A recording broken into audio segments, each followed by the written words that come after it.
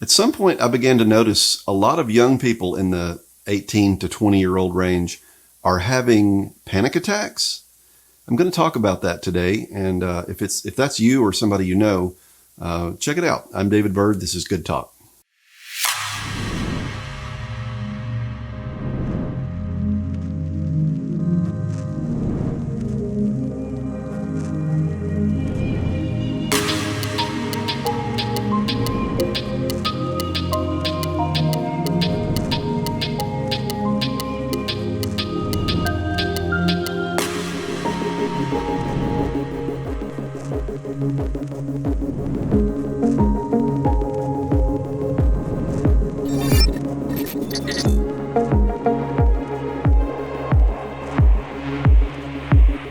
So first of all, I'm not a doctor, I'm not a psychiatrist, I'm not a psychologist.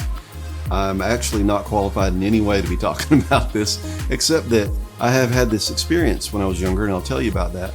And then after I had the experience, I began to notice a lot of other young people having this same sort of experience. So what happened to me was when I was maybe 19 years old or so, I started having these episodes where my heart would race really fast. Bam, bam, bam, bam, bam, bam, bam. And then I would get kind of dizzy and lightheaded and kind of stumble around for a second. And it felt like I didn't know what was going on. I didn't know if I was having a heart attack. I didn't know if I was having a stroke. I didn't know. I was a young, healthy person, so none of it made sense. There was this overwhelming feeling of anxiety and fear. And that happened several times. And in fact, I went to the doctor a few times over it, went to the emergency room a couple of times over it, just not knowing what in the world was going on. So as I said, after that happened to me, I began to notice that it happens to a lot of young people in that same age range. And I thought about it a lot, and I started kind of coming up with my own just anecdotal theory, like I'm not trained in this stuff or anything. I just have been alive a while, and I started noticing and taking note of what was happening to other people, and I began to see kind of a pattern emerge. So what happens is something like this. You go through school, you go through high school, your whole life is sort of channeled by other people, your parents and your teachers and society, and they all have this track for you to follow. And it's a good track. You should definitely go to high school and graduate high school. After you get out of high school, or as you begin to get close to being out of high school and you start trying to imagine, well, what's next? It slowly begins to dawn on you that there's nobody who's going to continue this sort of track for you. You are going to be in control of your own life, and you have no idea how to do that. And usually I don't think I thought, and I don't think a lot of other young people think this consciously. I think it's something that's just kind of slowly burning in the background. You just have this impending responsibility that you feel coming at you, and you really don't feel competent to handle it. So that's why I think it happens in that particular age range, because at that time is when you're transitioning away from high school, away from your parents telling you what to do and when to do it, and you're transitioning into being independent. Whether that's going to college or entering a career path, whatever that is. And there's all these questions. Now you're faced with all these questions. Where do I go to college? Do I even go to college? What kind of career am I interested in? What am I qualified for? What can I do? What can't I do? What if I do the wrong thing? What if I study the wrong thing in college? What if I go to the wrong college? What if I pick the wrong career?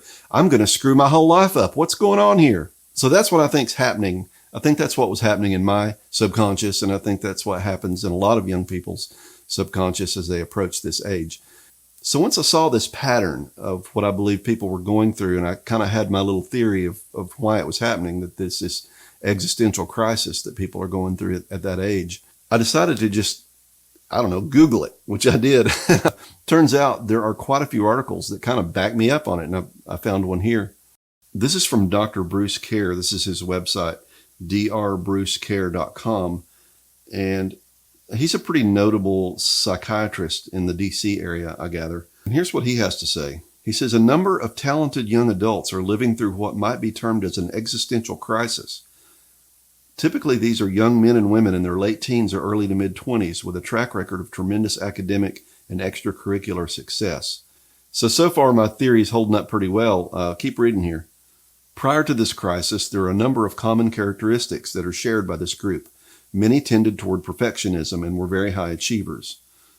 So I was very pleased to find this article and some others like it, because just kind of knowing what's going on inside your body tends to bring the anxiety level down, because now there's not this big unknown question mark that you have to fear. So maybe this is you or someone that you know kind of having these panic attacks in that age range. I'm going to tell you something that may help you, and that is that a lot of this anxiety comes from the belief that you're about to screw your life up.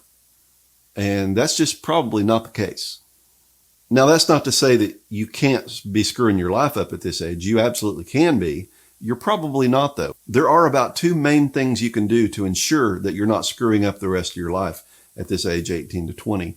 One of them is you got to make sure you graduate high school, which you're probably doing or have done. So you're probably fine. If you haven't, or you're not going to graduate high school, you actually have some cause for worry. The second thing is not making a baby with somebody until you're married and at least age 21. If you do those two things, you graduate high school and you wait till at least age 21 and you're married to make a baby, you're on the right track and you're probably not going to screw your life up. And I've been there. I understand the anxiety of having to make all these decisions in rapid succession that you know good and well are going to impact the rest of your life. But I want to just remind you, you don't have to have it all figured out. You don't have to have your whole life mapped out by age 19 in order to succeed. And I know the fear is, well, I'll make a wrong decision and it'll impact the rest of my life. You know, not really. Like, oh, I don't know if I should take that job or not. Like it might put me on a path and I'll never be able to recover from it. Don't worry about it. People change jobs all the time. You know what? People change their majors in college all the time. You know what else? A lot of people get degrees in college that they don't really use. And it works out okay. It'll be fine. I was trained to be a recording studio engineer. I did it for about 3 months when I was 20. I hated it. I got out of it. I got into another career. It all worked out. I'm happy. I'm healthy. I'm well adjusted. Fairly. Don't worry about figuring it all out now. Give yourself a little bit of a break.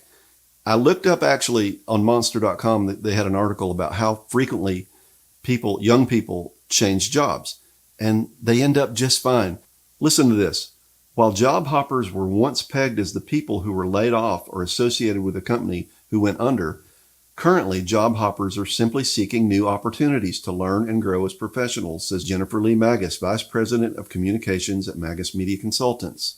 If you're young and you make a decision that, let's say, ultimately is not in alignment with where your life ultimately ends up, it's not going to hurt you. Take a little detour here and there when you're young. You've got enough years to recover.